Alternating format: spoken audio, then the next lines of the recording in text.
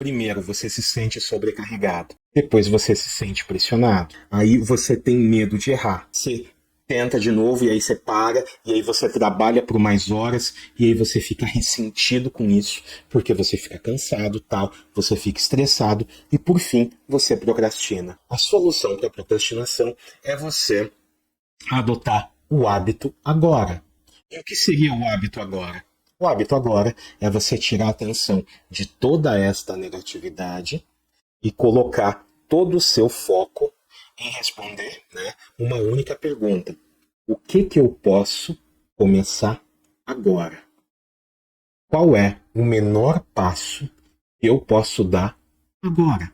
Qual que é a forma mais simples de eu começar agora?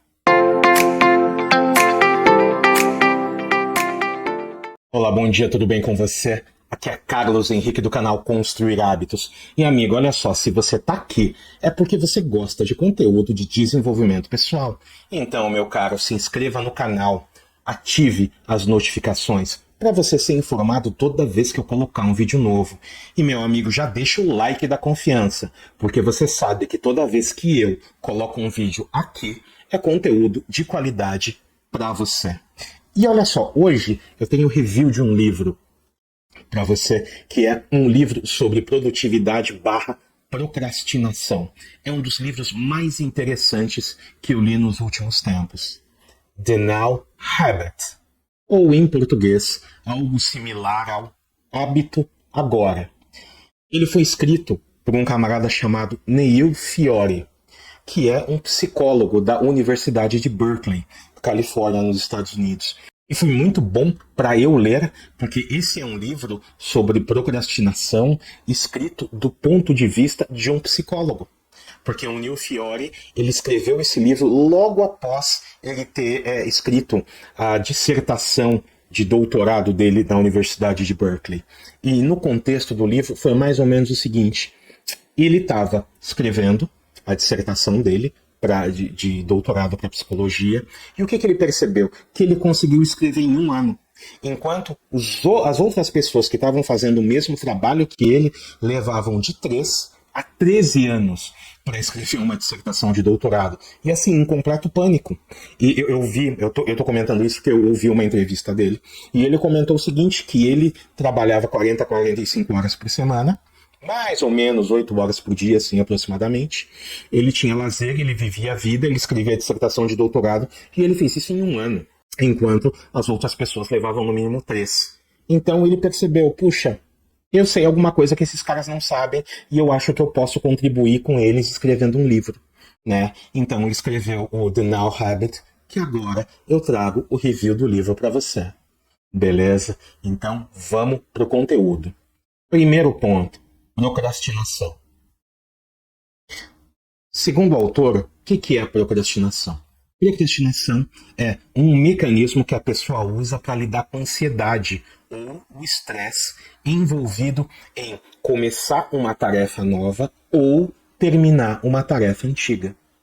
E ele comenta que a pessoa fica presa no ciclo da procrastinação, que seria mais ou menos o seguinte: primeiro, você se sente sobrecarregado. Depois você se sente pressionado. Aí você tem medo de errar. Aí você tenta de novo e aí você para. E aí você trabalha por mais horas. E aí você fica ressentido com isso. Porque você fica cansado, tal. Você fica estressado. E por fim, você procrastina. Então, a procrastinação, segundo o autor, é consequência de uma série de sentimentos negativos que a pessoa tem por dentro. E segundo o autor, qual que é a solução para a procrastinação? Segundo o Dr. Fiore, a solução para a procrastinação é você adotar o hábito agora. E o que seria o hábito agora? O hábito agora é você tirar a atenção de toda esta negatividade e colocar todo o seu foco em responder, uma única pergunta. O que eu posso começar agora? Qual é o menor passo que eu posso dar agora? Qual que é a forma mais simples de eu começar agora? E ele fala uma coisa muito interessante, que é o seguinte, para você adotar como mantra, algo mais ou menos assim. Eu escolho iniciar meus projetos mais importantes com um pequeno e imperfeito passo de cada vez, sabendo que quando os concluir, terei tempo disponível para me divertir. E a pergunta que talvez você esteja se fazendo é: por que a procrastinação acontece? Primeiro motivo, nós somos treinados desde pequeno para associar trabalho e diversão como coisas opostas. Por exemplo, a criança ela quer brincar, mas o pai ou a mãe chega e fala assim: olha, primeiro você faz sua lição de casa, depois você vai brincar. Primeiro você trabalha, depois você se diverte. Olha que interessante, o trabalho e a diversão não estão juntos. Então, nós aprendemos ao longo do crescimento a associar isso como coisas completamente separadas. Então, o meu trabalho é algo chato, é algo maçante e tal. Primeiro, eu preciso pagar o preço de trabalhar para depois eu me divertir. Eu não consigo fazer os dois juntos. Então, primeira razão, trabalho e diversão são coisas opostas. Segunda razão, nós nos sentimos sobrecarregados com demandas de terceiros, tá? Então, teu chefe, tua mulher, tua esposa, tal, ou seus próprios projetos, você tenta dar um passo maior que a perna, abarcar um mundo com os braços e você não consegue fazer. Então, segunda razão pela qual a gente procrastina, a gente se sente sobrecarregado por demandas de outras pessoas. Terceira razão, olha só, a gente tem expectativa não realista sobre o tempo que vai levar para eu concluir uma tarefa. Eu começo a pegar coisa para fazer e eu acho que vou fazer em 2 semanas e eu levo 2 meses. Então, o que acontece? Como você subestima o tempo que vai levar para você concluir uma tarefa, você acaba pegando coisa demais. Você acaba dando um passo maior que a perna, ou como eles falam em inglês, você acaba mordendo mais do que você consegue engolir. Consequência, sobrecarga. Outro ponto que eu achei muito interessante. Os nossos valores e as nossas metas são vagas. Então, o que quer dizer isso? Como os teus valores não estão claros para você e as tuas metas não estão definidas, não estão organizadas, o que acontece? Você acaba dizendo sim quando você quer dizer não. Próxima razão, somos perfeccionistas. Então, a gente quer se garantir que tudo vai estar perfeitinho tal antes de começar e nisso a gente não começa nunca. Porque nunca vai estar perfeito. Porque nós aprendemos durante o processo. Nunca vai estar perfeito. Se você pegar este vídeo e comparar com o primeiro vídeo que eu gravei, esse aqui está muito melhor. O que aconteceu? Eu fui melhorando com o tempo. Eu não sabia tudo, então eu aprendi um pouquinho e aplicava, aprendi um pouquinho e aplicava. E foi assim. E a última razão é o seguinte, quando a gente procrastina, a gente sente um alívio. Assim, é um alívio imediato para um problema de longo prazo. Então você pensa assim, puxa, eu não vou fazer isso agora, eu vou procrastinando, e eu vou procrastinando, eu vou procrastinando. Por quê? Porque isso me dá uma sensação de bem-estar. Porque procrastinação é um hábito, como qualquer outro. E para você adotar um hábito, você tem uma recompensa emocional. E a recompensa emocional, quando você procrastina, é a sensação de alívio. Você fala, puxa, amanhã eu vejo isso. E na hora, você sente uma sensação de alívio. Já vimos o que é procrastinação, segundo o autor. Já vimos por que ela acontece. Agora vamos para a parte de como que você faz para você evitar a procrastinação. Primeira dica que lhe dá para você evitar procrastinação. Desenvolva uma rede de segurança mental. Caramba, rede de segurança mental, o que é isso? Vou traduzir da forma mais simples para você.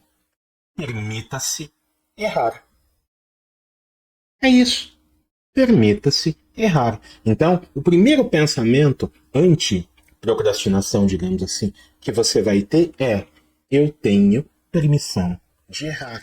Eu não preciso ser perfeito. Eu vou dar um pequeno passo, um pequeno e imperfeito passo de cada vez e eu vou melhorando com o tempo.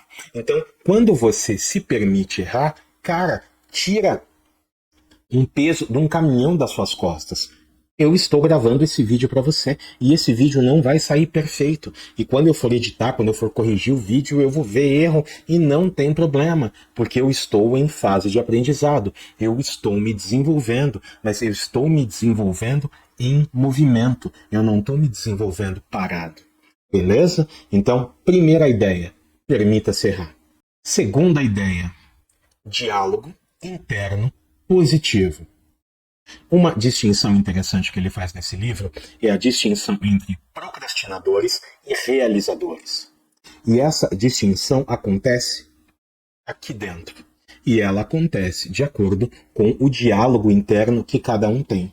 Então, ele dá várias dicas de como você pode mudar o seu diálogo interno para você deixar de ser um procrastinador e se tornar um realizador. E eu vou trazer o que eu achei de melhor aqui para você. Primeira coisa que você vai fazer, substitua a frase "eu tenho que fazer" para "eu escolho fazer". E aí você pode pensar, Carlos, mas que diferença faz isso? Quando você fala assim, eu tenho que fazer tal coisa, o sentimento que você passa é que você é vítima das circunstâncias, que você não está no controle, que você não tem escolha. Se eu tenho que fazer, eu sou obrigado a fazer. E normalmente o sentimento é, eu sou obrigado a fazer algo que eu não quero fazer. Por que o ponto de vista psicológico é tão importante? Porque nós somos guiados por prazer e dor. E eu ainda vou fazer um vídeo inteiro falando sobre isso. Mas passar uma ideia geral para você agora. Você tende a se aproximar, ainda que de forma inconsciente, de tudo que te dá prazer. E você tende a se afastar de tudo aquilo que você associa como dor, ainda que seja uma dor psicológica. Dor no sentido de desconforto, não necessariamente dor física. Então, quando você associa desconforto a alguma tarefa, você tende a se afastar. O que você faz? Você procrastina, entendeu? Então, quando você muda o seu diálogo interno, você muda dentro de você a sensação. E quando você muda de "eu tenho que fazer" para "eu escolho fazer", o que você está fazendo? Você está saindo de uma posição de que você é vítima para uma posição de empoderamento. Você escolhe fazer. Você não tem que fazer algo que você não quer. Você escolhe fazer, porque você está no comando da sua vida. Segunda ideia. Ele fala para você substituir a frase "eu tenho que terminar alguma coisa" para "quando que eu posso começar tal coisa?". Olha só, primeira frase, eu tenho que terminar esse negócio aqui. Qual que é a ideia? Eu tô preso nisso aqui. Eu tô preso. É mais ou menos a mesma ideia do ponto anterior. Eu tô preso, eu sou obrigado, eu tenho que fazer alguma coisa que eu não quero fazer. E quando você coloca a frase "quando eu posso começar", a ideia é diferente. Você está pensando naquilo que você pode começar imediatamente. O teu foco está no agora, o teu foco não está no fim do percurso. Terceira frase. Substitua "eu tenho que ser perfeito" por "eu sou perfeitamente humano". É o que ele diz no livro. Mas eu gosto de uma outra frase que para mim é ainda bem melhor.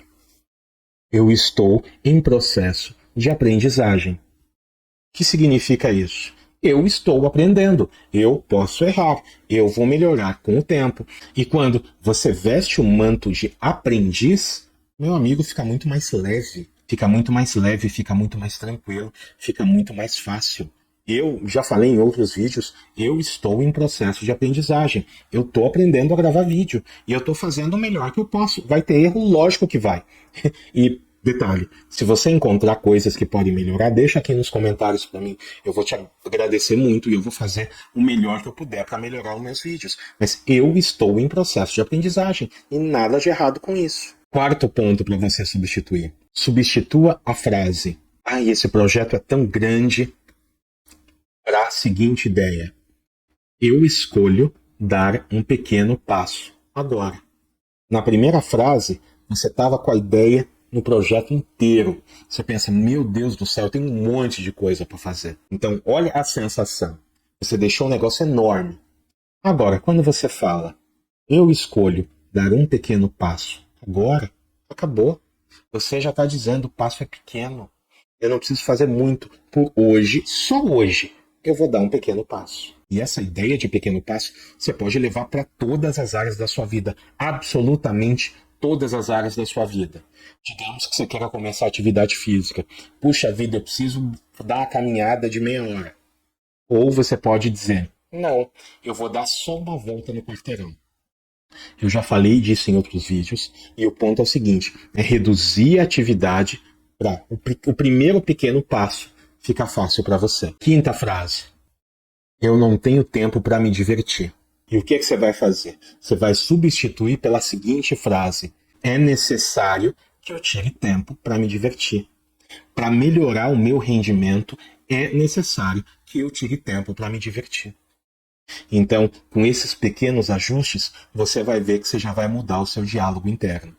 Entendeu? Vai mudar de uma coisa que você é obrigado, que você tem, que é um sofrimento, que é um fardo, para algo pequeno, menor e que você escolhe começar agora. Agende seu tempo livre estrategicamente. O que ele fala? Amigo, você coloca na sua agenda, né, no seu schedule, na sua programação semanal, um tempo para você se divertir. E isso é extremamente importante, porque quando você estiver se divertindo, estiver se distraindo, estiver fazendo as coisas que você ama fazer, você vai estar se renovando. Parece contraintuitivo de você colocar o tempo da diversão como algo obrigatório, digamos assim. Mas não é, porque quanto melhor for o teu tempo para você se divertir, mais renovado e mais produtivo você vai estar no seu momento de trabalhar. Quando você se diverte, você se diverte. Quando você trabalha, você trabalha. E o rendimento é muito melhor. Uma coisa que ele comenta é que você vai ter insights do seu trabalho quando você estiver se divertindo. Assim, vai fluir ideia bacana para você quando você estiver se divertindo. E por fim, como você separa um tempo para diversão e o tempo para o trabalho, você vai ter uma vida equilibrada.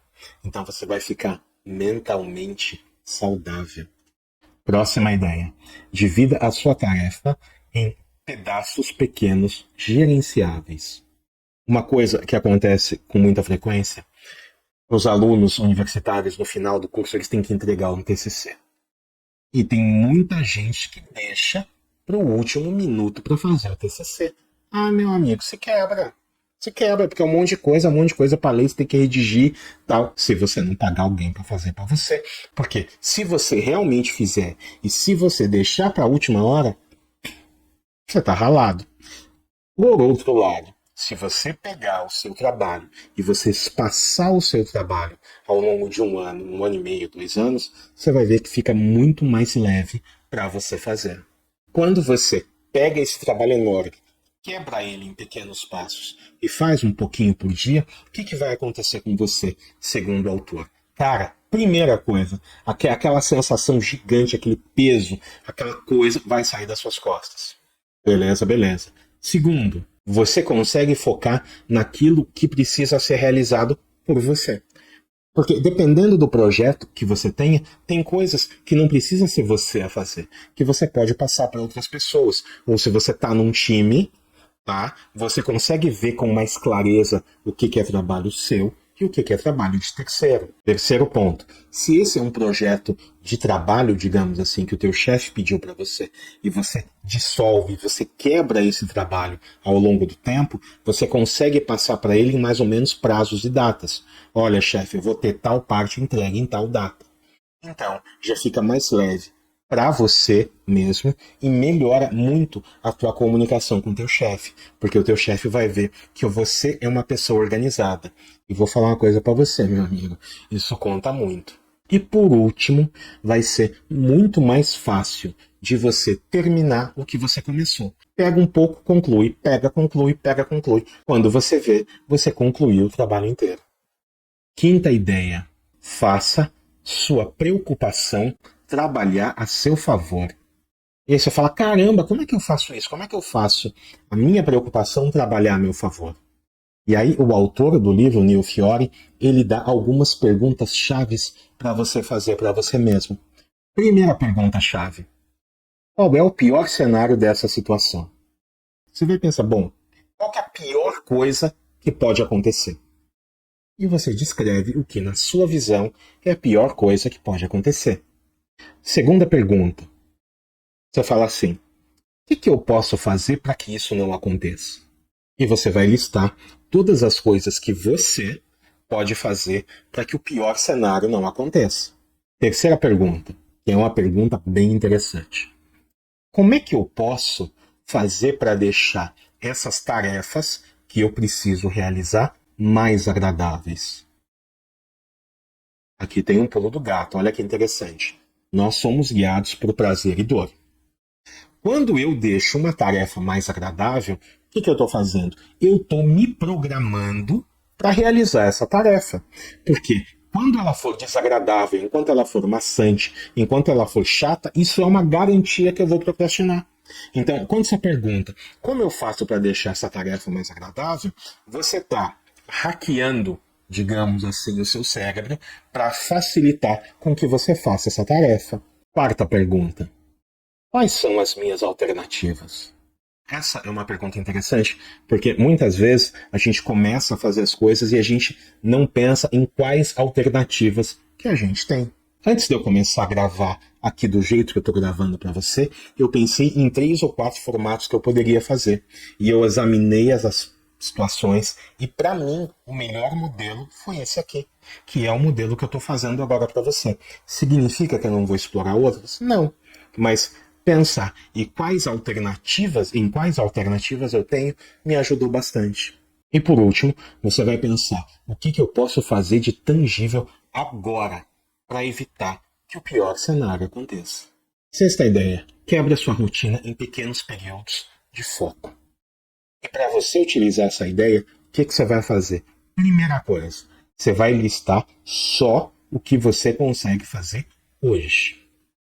Não adianta você fazer uma lista com 30 itens, não. Só o que você consegue fazer hoje. Segundo, você vai quebrar a sua rotina em períodos de 30 minutos sem interrupção. Para que isso? Para ajudar você a focar. É 30 minutos sem celular, sem Facebook, sem Instagram, sem telefone, sem distração. 30 minutos de foco. Terceiro, você vai tirar um dia da semana no qual você não mexe com o trabalho. Seja o dia que for, um dia por semana sem trabalho para você. E quarto ponto, aqui ele dá uma mudança de paradigma. E essa mudança é a seguinte: você vai se concentrar em começar o trabalho, não necessariamente em terminar. Olha só, se você se concentrar em começar um pequeno passo, você não vai precisar de muito para terminar ele. É fácil de terminar porque ele é pequeno. Você não está tentando dar um passo gigante, você está dando um passo pequeno. Então, você não vai se concentrar em terminar a tarefa, você vai se concentrar em começar. Porque como você dividiu essa tarefa num passo pequeno, então para você terminar ela é simples. Que assim, o problema é começar e não terminar. Sétima ideia. Use os sintomas da procrastinação a seu favor. Esse é um raciocínio que eu já tinha visto em outros livros, mas o que ele fala aqui? Nós fomos treinados desde a escola, desde o berço, na maioria das vezes, motivado pelo medo. Olha, se você não estudar, você vai repetir de ano. Se você não estudar, você vai ter o castigo X. Então, de uma forma em geral, foi o seguinte: se você não fizer tal coisa, algo ruim vai acontecer. E neste ponto, o autor fala para você fazer o contrário. Então, ao invés de você listar tudo de ruim que vai acontecer se você não concluir a sua tarefa, você precisa pensar em todas as coisas boas que vão acontecer quando você concluir a tarefa. Então, você sai, do paradigma do medo, você deixa de ser motivado pelo medo e passa a se motivar pelo desejo. Tenha papel e caneta sempre à mão. E olha que interessante, procrastinação é um hábito. E como hábito, ele tem os componentes do hábito: gatilho ou estímulo, desejo, resposta e recompensa. Então, olha que interessante. A recompensa a gente já sabe o que é. É o alívio. Poxa, eu não vou fazer isso agora, eu não vou lidar com isso agora. Então você tem a recompensa, você tem a resposta. O que é a resposta? É o ato de procrastinar. Mas no caso em tela, ele fala para você ter papel e caneta na mão fundamentalmente pelo seguinte: quando te vier aquele pensamento para você procrastinar, você anota. Por quê? Porque você vai identificar fundamentalmente gatilho. Opa, por que eu senti vontade de procrastinar? Veio esse pensamento agora. Mas por que ele veio agora? porque alguma coisa disparou um gatilho. Então, o que acontece? Quando você anota as coisas, você tira do subconsciente, digamos assim, e traz para o consciente. Você começa a perceber, puxa, tocou o telefone, uma notificação do Facebook e eu senti vontade de procrastinar. O Facebook é um gatilho. Então eu vou remover esse gatilho e eu vou parar de procrastinar desta forma. Tenha papel e caneta na mão para você anotar quando você sentir vontade de procrastinar, porque assim você vai identificar o gatilho que despertou isso. E por fim, ele comenta o seguinte: estabeleça metas realistas que mereçam a sua atenção. E nesse ponto ele comenta algo que eu já vi autores como Brian Tracy falando, que é o seguinte: cara, com relação à meta, menos é mais. O que significa isso? Mais vale você ter uma meta no qual você coloque 100% da sua atenção para concluir e fazê-la bem feita, do que você ter meia dúzia de metas que você faz meia boca cada uma delas. Então, o que ele fala neste ponto? Reduza seu leque, você vai ajustando o seu foco para você ter uma ou duas metas que vale a pena você realmente fazer. Na verdade, é aquele ponto. Menos é mais. E chegamos ao final desse vídeo. Como sempre, o que a gente viu no vídeo de hoje? Resumão. Então, comecei falando o que é procrastinação. Procrastinação é um mecanismo que você usa para lidar com ansiedade, né, ou estresse de você começar uma tarefa nova, começar alguma coisa que você tem que fazer, ou de você terminar uma tarefa antiga. Beleza? Beleza. Por que a procrastinação acontece? E nós procrastinamos toda vez que nós associamos de forma consciente ou não uma sensação de desconforto a uma tarefa. Beleza? E como é que você evita a procrastinação? Primeira coisa, você vai criar uma rede de segurança mental. Nada mais é do que permita-se errar. Beleza? Beleza. Segundo, você vai mudar o seu diálogo interno para deixar de ser um procrastinador para se tornar um realizador. Então você precisa dentro de você mudar a sensação de negativa para positiva. E tem uma série de frases tem uma série de mudança de paradigma que você usa para isso. Você vai agendar o seu tempo livre estrategicamente. Então dentro da sua semana você vai colocar um tempo para você se divertir. Você vai dividir a sua tarefa em pequenos pedaços, pequenos e gerenciáveis pedaços. Para quê? Para ficar mais fácil para você. Quinto ponto, você vai usar o sintoma da procrastinação a seu favor, fazendo aquela série de perguntas que eu passei no ponto para você. Você vai quebrar a sua rotina em pequenos períodos de foco de 30 minutos. Você vai mudar o seu motivador de medo para o desejo.